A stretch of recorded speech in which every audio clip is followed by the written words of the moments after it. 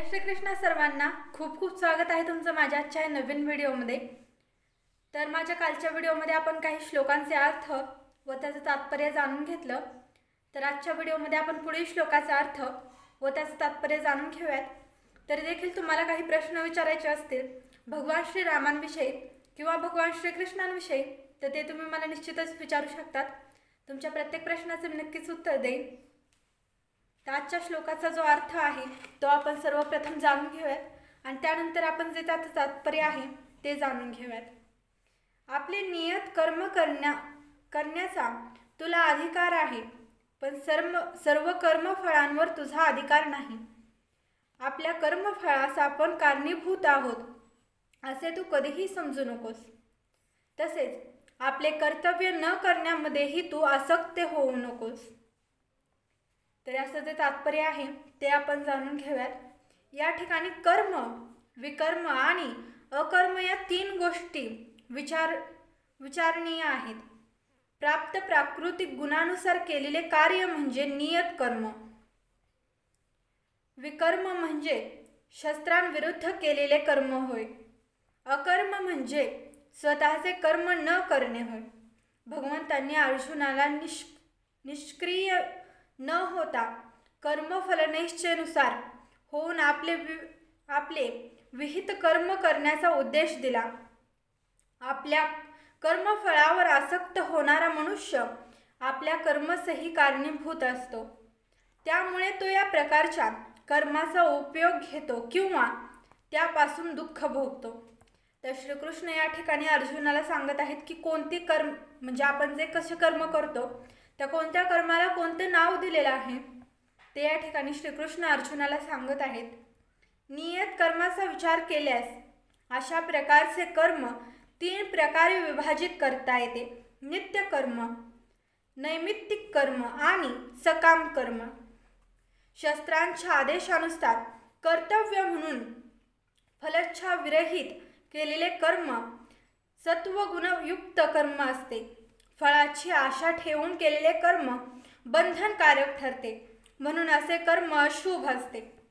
स्वतःचे नियत कर्म करण्याचा प्रत्येकाला अधिकार आहे, पण त्याने फळावर आशा न ठेवता कर्म करणे आवश्यक आहे।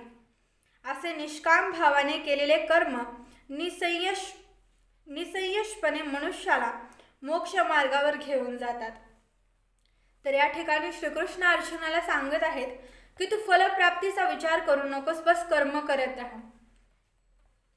यास्तव भगवंतांनी अर्जुनाला फळाची आशा न धरता एक कर्तव्य म्हणून युद्ध करण्यास सांगितले। त्याने युद्धात भाग न घेणे ही आसक्तीच दुसरी बाजू आहे। सकारात्मक किंवा नकारात्मक अशी कोणत्याही प्रकारची आसक्ती बंधनासच कारणीभूत ठरते। निष्कर्म हे पापमय आहे। यास्तव कर्तव्य म्हणून युद्ध करणे हा अर्जुनासाठी एकमात्र मुक्तीचा शुभदायी मार्ग होता।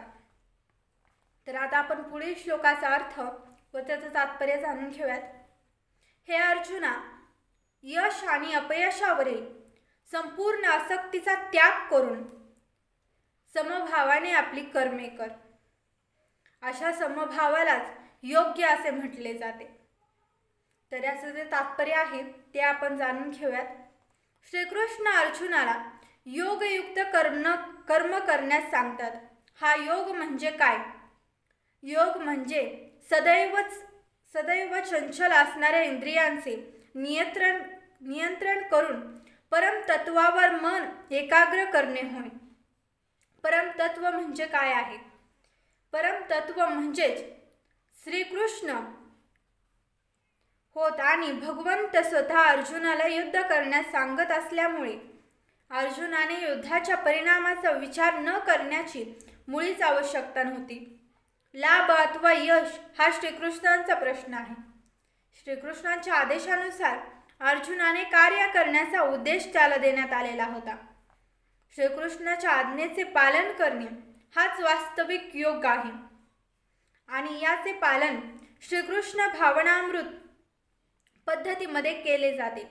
श्रीकृष्ण भावनामृताद्वारे मनुष्य मनुष्य स्वामित्वाच्या भावनेचा त्याग करू शकतो।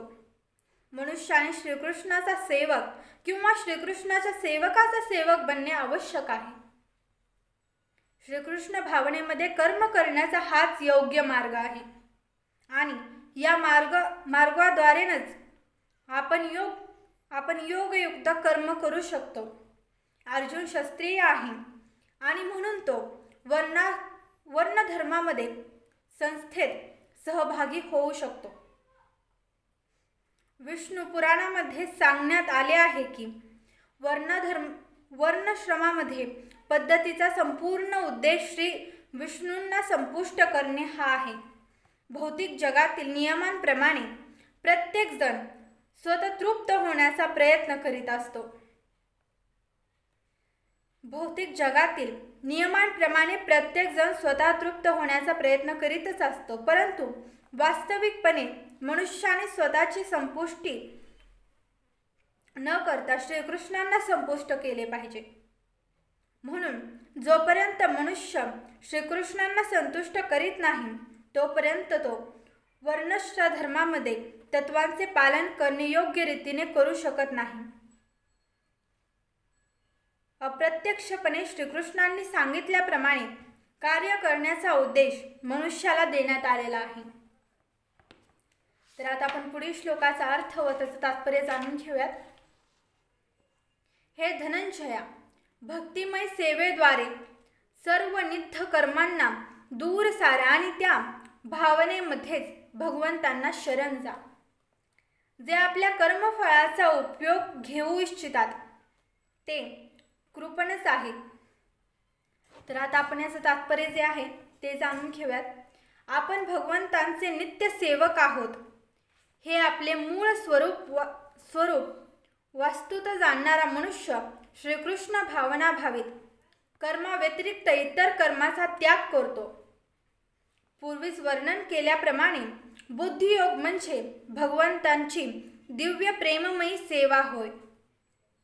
अशी भक्तिपूर्ण प्रेममयी सेवा म्हणजे आत्म्याचा कर्म करण्याचा योग्य मार्ग आहे। केवळ कृपण लोकच आपल्या कर्मफळाचा उपयोग घेण्याची इच्छा करतात, पण त्यामुळे ते भवबंधनात अधिकच गुंतत जातात। कृष्ण भावनेमध्ये केलेल्या कर्माव्यतिरिक्त इतर सर्व कर्मही निंद कर्मच आहेत, कारण अशा कर्मामुळे मनुष्य पुन्हा पुन्हा जन्म मृत्यूच्या चक्रात बांधला जातो। म्हणून मनुष्याने स्वतःचे कर्म बांधण्याची इच्छा करू नये। सर्व काही श्रीकृष्ण भावनेमध्ये म्हणजेच श्रीकृष्णांच्या संतुष्टीसाठी केले पाहिजे। कृपण व्यक्तीला सुदैवाने किंवा कठीण परिश्रमाने प्राप्त केलेल्या संपत्तीचा योग्य उपयोग कसा करावा याचे ज्ञान नसते। मनुष्याने आपली संपूर्ण शक्ती श्रीकृष्ण भावना भावित कर्म करण्यात व्यय केली पाहिजे आणि त्यामुळेच त्याला आपले जीवन यशस्वी करता येते। कृपण व्यक्तीप्रमाणे दुर्दैवी लोकही आपल्या मानवी शक्तीचा भवस्थेमध्ये उपयोग करीत नाहीत।